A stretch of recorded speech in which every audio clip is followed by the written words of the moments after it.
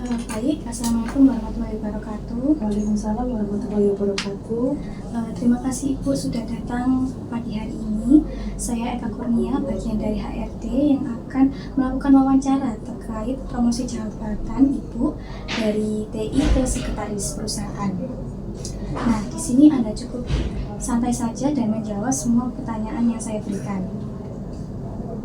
Baik, apakah Anda sudah siap? Sudah, Ibu. Baik, untuk pertanyaan pertama, coba saudara jelaskan langkah-langkah yang Anda lakukan untuk mencari solusi yang paling tepat dan efisien. Baik, menurut pengalaman saya itu ada 3 cara. Yang pertama itu saya memahami terlebih dahulu secara mendalam terkait dengan permasalahan yang ada. Nah, dari situ saya mengidentifikasi dan juga menganalisis permasalahan atau masalahnya. Kemudian yang kedua itu saya mencari informasi dan juga data terkait dengan permasalahan ini tadi. Nah, dari situ, dari informasi, kemudian mengidentifikasi, maka dari situlah kita dapat menganalisis solusinya, alternatif solusinya seperti apa. Jadi ada 3 langkah itu tadi, Bu, untuk mengatasi sebuah permasalahan yang ada. Baik, selanjutnya coba saudara ceritakan situasi di unit TI Anda, di mana Anda menemukan masalah yang kompleks dan tidak biasa.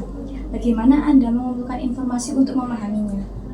Jadi permasalahan yang pernah saya alami ketika di divisi TI itu sering mengalami putus jaringan tanpa ada alasan. Jadi dari situ itu kan menghambat pekerjaan di dunia TI ya tentunya, yaitu terkait dengan jaringan. Nah, dari situ saya juga tim saya di bagian TI itu mencari informasi-informasi untuk menyelesaikan permasalahan tersebut. Selanjutnya, pernahkah Anda menemukan cara baru atau inovatif untuk menyelesaikan masalah teknis atau administratif di TI? Bagaimana hasilnya? Jadi dulu tuh pernah saya dan juga tim itu menginisiasi atau membuat inovasi baru, yaitu terkait dengan mempercepat membackup data, yaitu dengan membuat skrip program bahasa seperti itu. Selanjutnya, bagaimana Anda biasanya merencanakan pekerjaan atau proyek di TI agar selesai tepat waktu dan sesuai target? Jadi kalau saya sendiri, pribadi saya sendiri itu yang pertama saya pastikan untuk mendefinisikan terlebih dahulu tujuan dari program ke depan.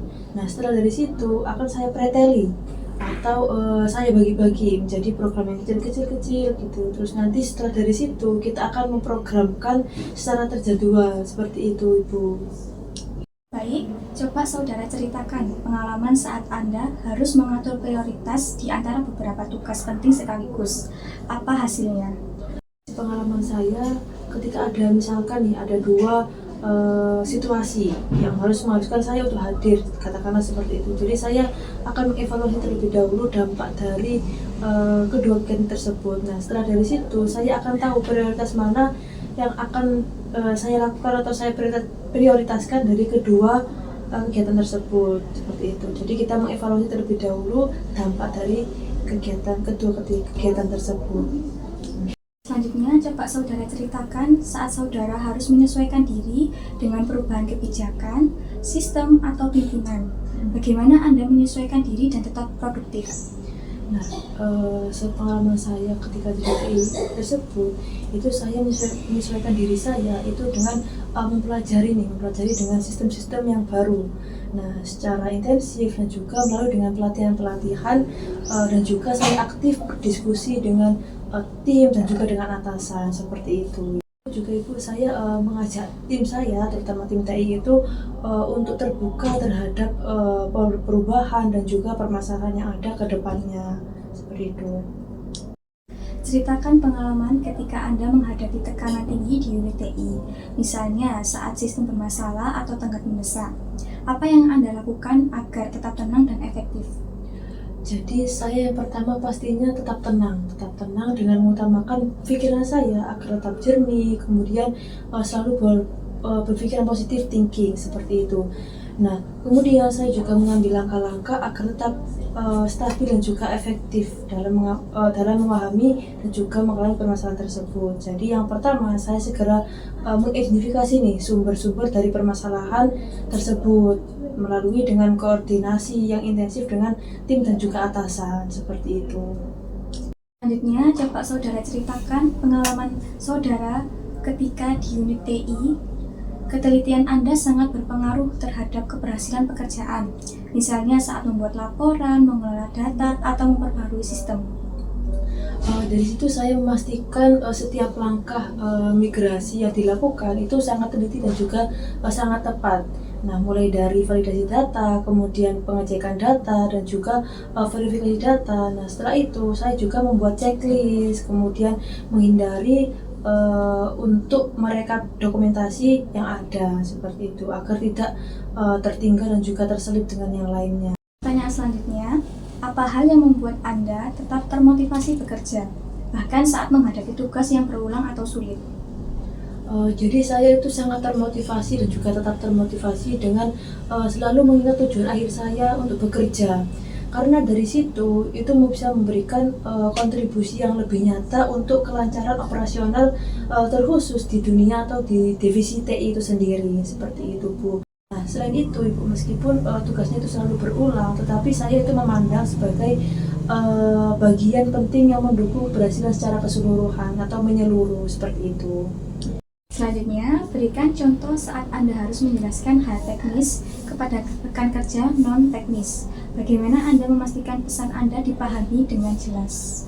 Oke, jadi suatu saat itu pernah, Ibu. Jadi saya kan satu tim dengan memang orang yang tidak berlatar belakang di dunia teknis, terutama di dunia teknis TI ini.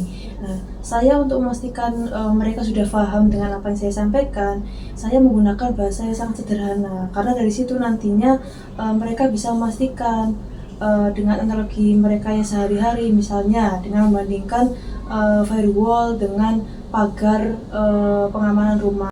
Saudara ceritakan pengalaman Anda menulis laporan, memo, atau email penting kepada pimpinan atau divisi lain.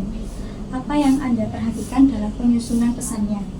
Jadi saya dulu itu pernah ketika di divisi TI itu menulis terkait dengan laporan audit sistem TI yang mana itu disampaikan kepada pimpinan dan juga divisi-divisi terkait seperti itu.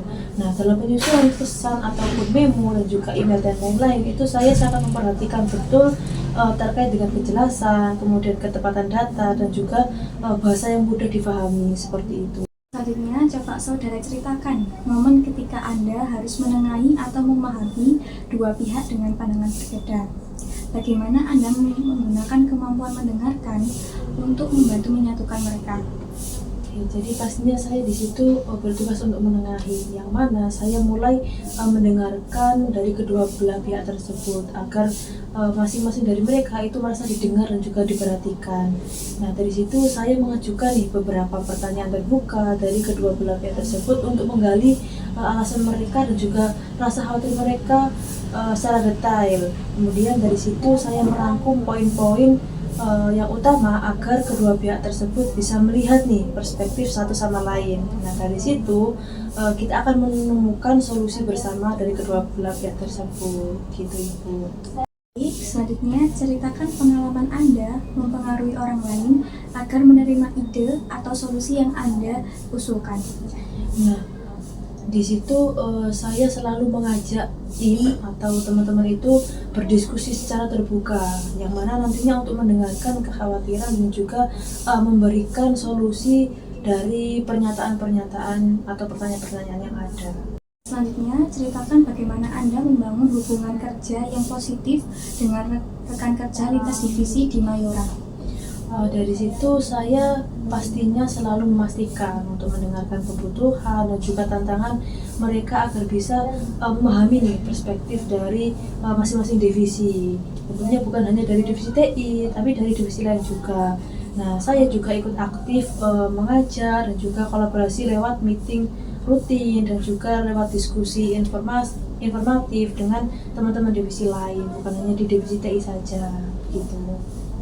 Selanjutnya, pernahkah saudara diminta memimpin proyek kecil atau mengkoordinasikan tim lintas fungsi?